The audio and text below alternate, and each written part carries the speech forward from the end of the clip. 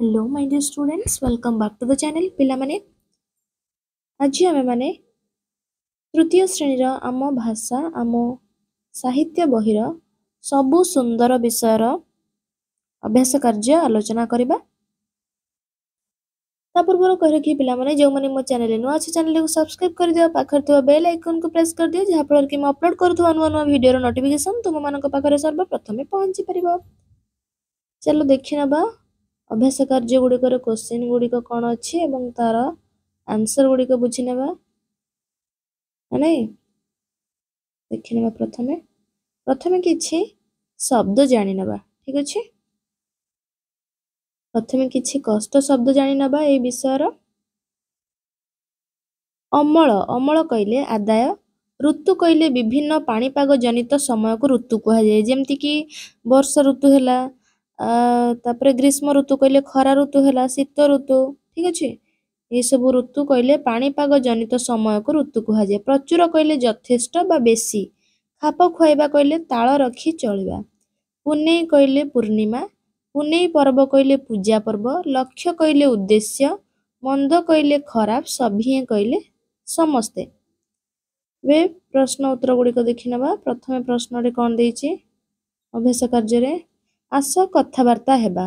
क नंबर रवींद्र बाबूंको घर पछपाखे कौन अच्छी रवींद्र बाबूंको घर पछपाखे छोट बगीचा अच्छी कौन अच्छी छोट बगीचाटे अच्छी।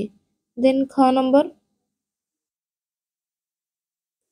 बगीचारू रवींद्र बाबू कौन सबू पाती बगीचारू रवींद्र बाबूंको रोषेई पाई प्रतिदिन किछि परिबा और फूल फल बगीचारू पाती। ग नंबर रवींद्र बाबू केउठारे खबर कागज पढ़ती रवींद्र बाबू तांको छोट बगीचारे थिबा आंब गछ मूले बसी खबर कागज पढ़ती।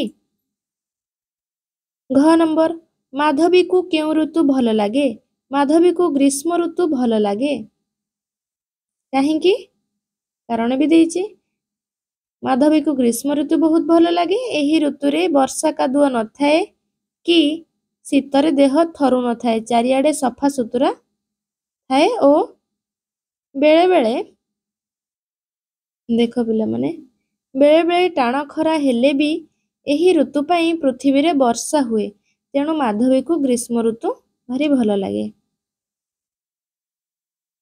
2 नंबर क्वेश्चन पाठरू उत्तर खोजी लिखिबा बहिरू उत्तर खोजी के लिखिबा। जेजे प्रतिदिन उपरओली कौन करती जेजे प्रतिदिन उपरओली बगीचा काम करती। रविवार दिन किए किए जेजेंको सह काम करुथिले रविवार दिन तांको नाती नातुणी जेजेंको सह काम करुथिले। मिट्टू केउ श्रेणी रे पढ़े मिट्टू पंचम श्रेणी रे पढ़े। मिता को केउ ऋतु भल लागे मिता को वर्षा ऋतु भल लागे। 1 नंबर माधवी को काहेकि ग्रीष्म ऋतु भल लागे कारण टी देखि नबा माधवी को काहेकि ग्रीष्म ऋतु भल लागे ग्रीष्म ऋतु रे चारिआडे सफा सुतुरा थाए वर्षा और शीतर कष्ट न थाए। देन 3 नंबर आस देखिबा पढ़िबा और लिखिबा जेपरि 3 रु हेछि तृतीय 5 रु हेछि पंचम सेहीपरि 2 रु कोन हबो ना द्वितीय 7 रु सप्तम 10 रु दशम 6 रु षष्ठ 4 रु चतुर्थ 8 रु अष्टम 11 रु एकादश 9 रु नवम। सेमती ख नंबर देइछि लिंग परिवर्तन करिबा जेपरि नातीर विपरीत लिंग होछि नातुणी पुअर विपरीत लिंग होछि झियो सेपरि अजार विपरीत लिंग कोन हबो अजार विपरीत लिंग हबो आई भाईर विपरीत लिंग हबो भौणी मौसार विपरीत लिंग हबो माउसी शिक्षकंकर विपरीत लिंग शिक्षयित्री बापांकर विपरीत लिंग मा मामुंकर विपरीत लिंग माई पियुसांकर पियुसी राजांकर राणी। देन ग नंबर जेपरि बहुत भल को आमे भारी भल बोली कहंती बहुत कष्ट को आमे भारी कष्ट बोली कहंती सेमती बहुत चगला को कौन कहिबा भारी चगला बहुत उच्च को कहबा भारी उच्च नहीं। 4 नंबर आस वाक्यटी को ठीक भाबरे सजाई लिखिबा काम बगीचारी रवींद्र बाबू उपरओली करंती कौन हबो ରବୀନ୍ଦ୍ର ବାବୁ ଉପର ଓଳି ବଗିଚାରେ କାମ କରନ୍ତି। ଖ ନମ୍ବର ପାଳନ୍ତି ପୁନେଇ ପରବ ମନରେ ସଭିଏଁ ଖୁସି। ସଠିକ ଉତ୍ତର କ'ଣ ହବ? ଠିକ କରି ଲେଖିଲେ କ'ଣ ହବ ନା ସଭିଏଁ ଖୁସି ମନରେ ପୁନେଇ ପର୍ବ ପାଳନ୍ତି। ଗ ନମ୍ବର କେତେକ ପ୍ରକାର ମଧ୍ୟ ଅମଳ ଫସଲ କରାଯାଏ। ଏଠି କ'ଣ ହବ ସଠିକ ଉତ୍ତର? କେତେ ପ୍ରକାର ଫସଲ ମଧ୍ୟ ଅମଳ କରାଯାଏ। 5 ନମ୍ବର ଦେଖିବା। ଆସ ତଳେ ଦିଆଯାଇଥିବା ଶବ୍ଦକୁ ନେଇ ବାକ୍ୟ ଗଢ଼ିବା। ଯେମିତିକି ଖାପ ଖୁଆଇ, ପୁନେଇ ପରବ, ଅମଳ, ସଫାସୁତୁରା, ପାଳି ଏଇସବୁ ଶବ୍ଦ ଗୁଡ଼ିକୁ ନେଇ ବାକ୍ୟ ଲେଖିବା। ପ୍ରଥମେ ଦେଇଛି କ'ଣ ନା ଖାପ ଖୁଆଇ। 1 ନମ୍ବର, 2 ନମ୍ବର, 3 ନମ୍ବର, 4 ନମ୍ବର ଦେଖିନେବା। ଠିକ ଅଛି। ଖାପ ଖୁଆଇ କ'ଣ ହବ ନା ସମସ୍ତେ ଖାପ ଖୁଆଇ ନ ରହିଲେ ଘରେ କଜିଆ ହୁଏ। ମାନେ ନାଇଁ ଆମ ଘରେ ପୁନେଇ ପରବରେ ପିଠାପଣା ହୁଏ। ଦ୍ୱିତୀୟଟା ଥିଲା କ'ଣ ପୁନେଇ ପର୍ବ। ଆମ ଘରେ ପୁନେଇ ପରବରେ ପିଠାପଣା ହୁଏ। ଦେନ୍ ଆସିଲା ଅମଳ। ଶୀତ ଋତୁରେ ଧାନ ଅମଳ ହୁଏ ନା ନାଇଁ। ଦେନ୍ ଆସିଲା କ'ଣ ନା ସଫାସୁତୁରା।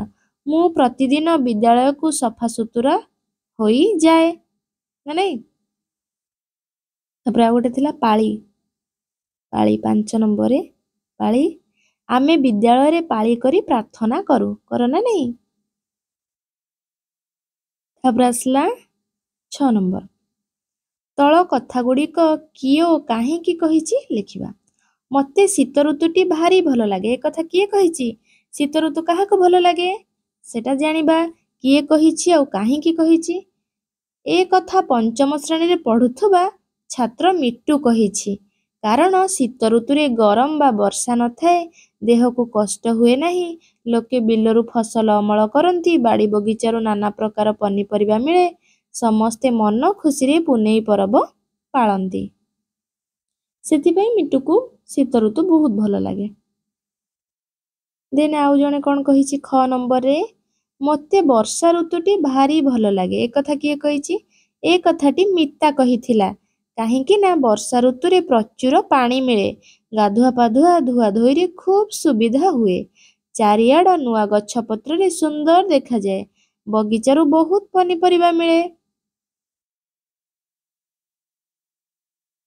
ଦେନ୍ ଗ ନମ୍ବର ମୋତେ ସବୁ ଋତୁ ସବୁ ମାସ ଭଲ ଲାଗେ। ଏ କଥା କିଏ କହିଛି?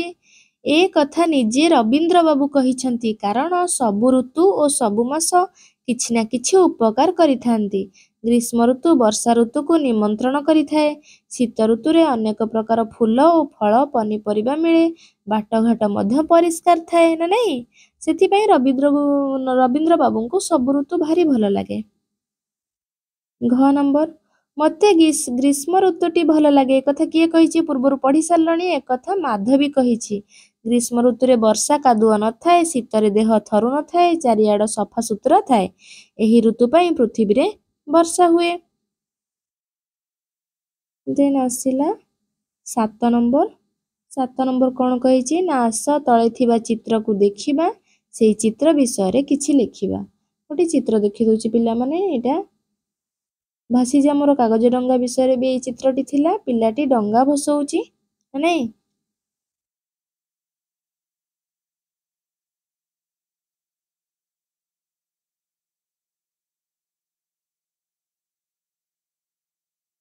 ଦେଖିନେବା। ଠିକ ଅଛି। ଚିତ୍ରଟି ଦେଖ, ପିଲାଟି ଡଙ୍ଗା ଭସଉଛି ନା ନାଇଁ। ଏ ବିଷୟରେ ଲେଖିବା। ବର୍ଷା ଋତୁରେ ପ୍ରଚୁର ବର୍ଷା ହେବା ଫଳରେ ପୋଖରୀ, ନଦୀ, ନାଳ ପୂର୍ଣ୍ଣ ହୋଇଯାଏ ନା ନାଇଁ। ତାପରେ କ'ଣ ହୁଏ?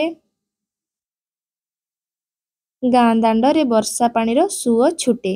ପିଲାମାନେ କାଗଜ ଡଙ୍ଗା କରି ଗାଁ ଦାଣ୍ଡ ପାଣିରେ ଖୁସି ମନରେ ଭସାନ୍ତି। କାଗଜ ଡଙ୍ଗାଟି ଭାସି ଯାଉଥିବା ବେଳେ ପିଲାମାନଙ୍କର ଖୁସି କହିଲେ ନ ସରେ ନାଇଁ। ପିଲାମାନଙ୍କ ଖୁସି କହିଲେ ନ ସରେ। ହଁ ନା ନାଇଁ। ତମମାନେ ବର୍ଷା ଦିନେ ଡଙ୍ଗା ଭସାଅ ନା ନାଇଁ। ପିଲାମାନେ ତୁମମାନଙ୍କର ଏଇ ବିଷୟର ଅଭ୍ୟାସ କାର୍ଯ୍ୟଟି ଏଇଠି ସମାପ୍ତ ହେଇଯାଇଛି। ଆଶା କରୁଛି ପିଲାମାନେ ଏଇ ଭିଡ଼ିଓ ମାଧ୍ୟମରେ ତୁମେମାନେ ସମ୍ପୂର୍ଣ୍ଣ ବିଷୟଟିକୁ ବହୁତ ଭଲ ଭାବେ ବୁଝିପାରିଥିବ ନା ନାଇଁ। ଯଦି ବୁଝିପାରିଲ ଭିଡ଼ିଓରେ ଗୋଟେ ଲାଇକ୍ କରିଦିଅ ଏବଂ ସାଙ୍ଗମାନଙ୍କ ମଧ୍ୟରେ ଭିଡ଼ିଓଟିକୁ ସେୟାର କର। ଆଉ ହଁ ପିଲାମାନେ, ଯଦି ମୋ ଚ୍ୟାନେଲରେ ନୂଆ ଅଛ ଚ୍ୟାନେଲଟିକୁ ସବସ୍କ୍ରାଇବ୍ କରି ପାଖରେ ଥିବା ବେଲ୍ ଆଇକନ୍କୁ ପ୍ରେସ୍ କରିଦିଅ। Thank you.